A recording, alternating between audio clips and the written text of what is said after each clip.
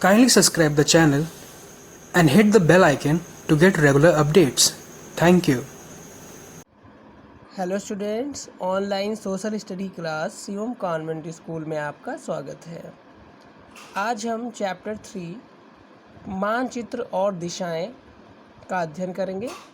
तो आइए पाठ का अध्ययन आरंभ करते हैं। हम जानते हैं कि ग्लोब पृथ्वी का एक प्रतिरूप अर्थात नमूना है। एक छोटे ग्लोब का उपयोग करना सरल होता है, किंतु इससे बहुत कम जानकारी प्राप्त होती है। परंतु इतना बड़ा ग्लोब बनाना कठिन है जिस पर पृथ्वी के प्राकृतिक दृश्य तथा विभिन्न देशों के छोटे छोटे स्थान दर्शाए जा सकें। ग्लोब पर पर्वतों की ऊंचाई को प्रदर्शित करना भी कठिन होता है। हम अधिक से अधिक जानकारी प्राप्त करने के लिए मानचित्र का प्रयोग करते हैं।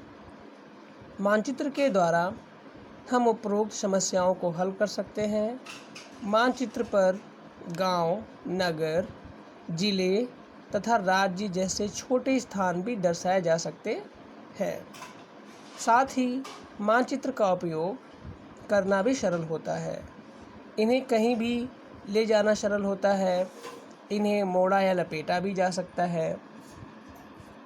मानचित्र किसी समतल वस्तु पर संपूर्ण पृथ्वी या पृथ्वी के किसी भाग का रेखाचित्र होता है। हम विभिन्न प्रकार के मानचित्र तैयार कर सकते हैं। मानचित्र पर विभिन्न विषयों से संबंधित जानकारियां दर्शाई जा सकती हैं। किसी मानचित्र पर विभिन्न फसलों, खनिजों तथा उद्योगों वाले क्षेत्र और यहाँ तक कि यातायात के विविध मार्ग भी दर्शाए जा सकते हैं। हम विभिन्न मानचित्रों को बांधकर एक पुस्तक का रूप दे सकते हैं।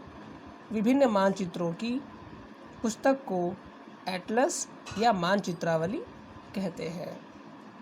किसी मानचित्र पर विविध संकेत चिन्हों, रेखाओं, बिंदुओं एवं रंगों का प्रयोग किया जाता है। यह मानचित्रीय भाषा कहलाती है।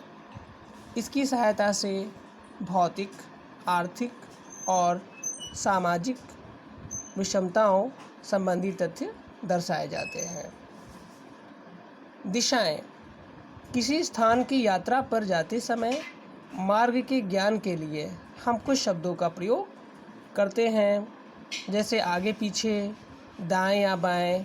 ये शब्द हमें हमारी गति की दिशा का ज्ञान कराते हैं। हम जानते हैं कि किसी मानचित्र पर मुख्यतः 4 दिशाएं होती हैं। ये 4 दिशाएं पूर्व, पश्चिम, उत्तर तथा दक्षिण हैं। अब हम पाठ के शेष भाग का अध्ययन नेक्स्ट वीडियो में करेंगे। धन्यवाद। Hello students, online social study class Shivam convent school में आपका स्वागत है। आइए अब हम पाठ के शेष भाग का अध्ययन आरंभ करते हैं। मानचित्र की रंग योजना। कुछ मानचित्र विविध रंगों द्वारा छायांकित किए जाते हैं। रंगों की सहायता से मानचित्र पर विभिन्न प्रकार के दृश्य तथा वस्तुएं दर्शा सकते हैं। आइए मानचित्र पर विभिन्न रंगों का उपयोग समझें। फर्स्ट, भूमि पर मैदानी क्षेत्र हरे रंग से दर्शाए जाते हैं। सेकंड, समुद्र तल की तुलना में भूमि की ऊंचाई में वृद्धि पीले, हल्के भूरे या गहरे भूरे रंगों द्वारा दर्शाई जाती है। थर्ड, मानचित्र में प्रयोग किए गए रंगों का अर्थ समझाने के लिए मानचित्र पर सदैव एक कुंजी बनाई जाती है।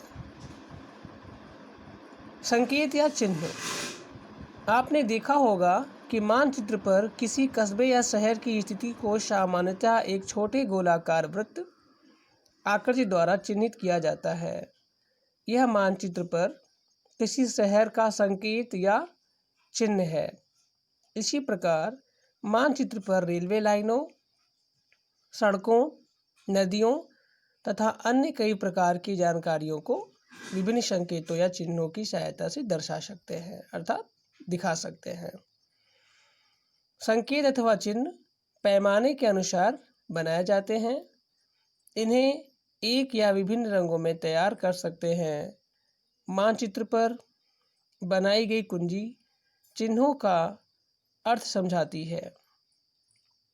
थोड़ा अभ्यास करके विभिन्न संकेतों या चिन्हों को याद कर सकते हैं।